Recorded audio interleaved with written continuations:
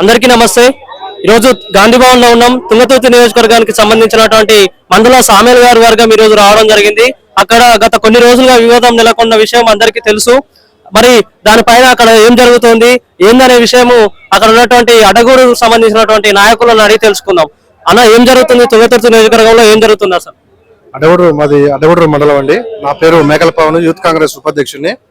మేము గతంలో ఎప్పుడైతే కాంగ్రెస్ పార్టీ అధిష్టానము మందుల సాములు గారికి అన్ని విషయాల మీద అవగాహన చేసి పార్టీ టికెట్ ఇచ్చి అక్కడ మా దగ్గర పంపించడం జరిగింది.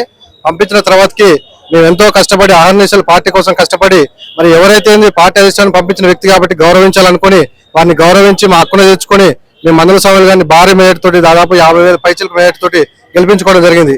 గెలిపించిన తర్వాత ఎమ్మెల్యే గారు సరే కొంత సందిగ్ధత ఉన్నప్పటికీ కూడా ఒకటే మంత్రంతో అభివృద్ధి చేయాలి. తుంగతుర్తి నియోజకవర్గంలో ఎన్నో ఏళ్ల నుంచి ఎంతో మంది దొరలు, భూస్వాములు, పెత్తందారులు కూడా పరిపాలన చేస్తే కనీసం రోడ్లు వేయలేని పరిస్థితుల తుంగతుర్తి నియోజకవర్గం ఎంతో వెనుకబడిపోయింది.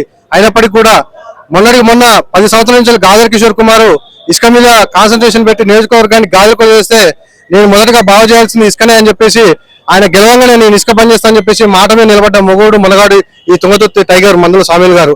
ఆ తర్వాత వెంటనే విద్యా వ్యవస్థ పైన ఎలాగైనా విద్యా వ్యవస్థ ఇక్కడ తక్కువ ఉన్నది, మా నియోజకవర్గంలో తిరుమల మండలం చాలా పెద్దది, హైయెస్ట్ జనాభా ఉన్నది, అలాంటి దగ్గర ఒక విద్యాపరంగా ఒక జూనియర్ కాలేజ్ తీసుకొచ్చిండు.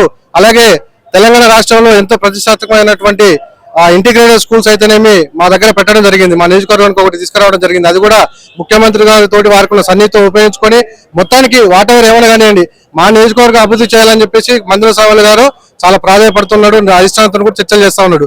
దాన్ని చూసి ఓరలేక, ఎందుకంటే రేపు ఈ నియోజకవర్గం మారే అవకాశం ఉన్నది కాబట్టి మా ఉనికి కాపాడుకోవాలి, మేము మళ్ళీ గ్రూప్ రాజకీయాలు చేయాలి, తగాదాలు చేయాలి, గొడవలు పెట్టుకోవాలని చెప్పేసి, ఎందుకంటే వాళ్ళు మళ్ళీ ఒక రెడ్డి మీద పంచాయతీ చేసే పరిస్థితి ఉండదు.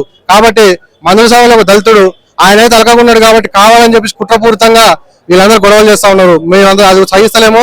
మందుల సామేల్ గారు అభిమానులుగా అలాగే కాంగ్రెస్ పార్టీ కార్యకర్తలుగా దీన్ని జీర్ణించుకోలేకపోతా ఉన్నాం. కాబట్టి ఎవరైనా గ్రూప్ తగాదాలు చేసి పార్టీని నష్టపరచాలని చూస్తే మాత్రం మేము వాళ్ళకి తగిన బుద్ధి చెప్తాము. ఎందుకంటే ఇప్పటికే 2 సార్లు గ్రూప్ తగాదాలు చేయబట్టి కాంగ్రెస్ పార్టీ అద్దంకి దగ్గర గారు 2 సార్లు బీఫామ్ తీసుకొని వస్తే ఈ గ్రూప్ తగాదాలు చేయబట్టి ఓడిపోవడం జరిగింది.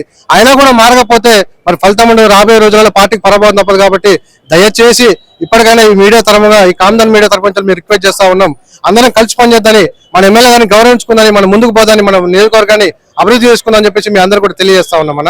మరి వ్యతిరేకించే వారికి మీరు ఏం చెప్పాలనుకుంటున్నారు? వ్యతిరేకించే వారు ఎవరు లేరన్నా. మాకు పక్క మండలంలో ఏం జరుగుతుంది అనేది నియోజకవర్గం మొత్తం తెలుసు. మా అడగూరు మండలం విషయానికి వస్తే మాత్రం మా దగ్గర ఒక చీడపురుగు తయారైంది. వాని పేరు నారవణంజయ్య. వాడికి ఏమైనా వాడు గతంలో టీఆర్ఎస్ పార్టీ అధికారంలో ఉన్నప్పుడు గాదర్ కిషోర్ కుమార్ కాడికి పోయి ఇసుకల వాటా తెచ్చుకున్నాడు. ఆ ఊరు వాళ్ళ ఊరు లక్షదేకాల వాళ్ళ ఊరు మొత్తానికి కూడా తెలుసు అనమాట. వాడికి ఇసుక డబ్బులు ఎక్కువైనా కాబట్టి ఎట్లనైనా బుద్ధదల్లని చెప్పి ఎమ్మెల్యే గారు పడతా ఉన్నాడు. గెలిచిన కాంతిలో వాడు ఏ రోజు కూడా ఎమ్మెల్యే దగ్గర రాలేదు. అయినా కూడా వాడికి కులాహంకారంతో, దురహంకారంతో ఎమ్మెల్యే గారితో పదే వాగోదం దిగుతూ పార్టీని చాలా నష్టపడుతుండు. ఈ నారాయణ గారిని ఫస్ట్ సస్పెండ్ చేయాలి పార్టీ నుంచి. ఎందుకంటే వీరికి తల ముద్దులే వేయలేదు. కష్టం అలాంటి వాళ్ళు పార్టీలు ఉంటే వాళ్ళని సస్పెండ్ చేయాలి. మరి ఈ తగాదాలు ఇట్లే కొనసాగుతాయా లేకపోతే దానికి ఒక పరిష్కారం ఉందా? తమ్ముడు, మేము ఏమంటున్నాం అంటే, మేము మీడియా తరఫున ఏం చెప్తున్నాం అంటే, కాంగ్రెస్ పార్టీలో గ్రూపులు అనేది సహజం. అయినప్పటికీ కూడా ఎంత మాత్రం కూడా పార్టీకి నష్టం చేయకోకుండా గ్రూప్ రాజకీయాలు చేసుకోవచ్చు అంటే చేసుకోవచ్చు. కానీ పార్టీని కాపాడుకోవాలి.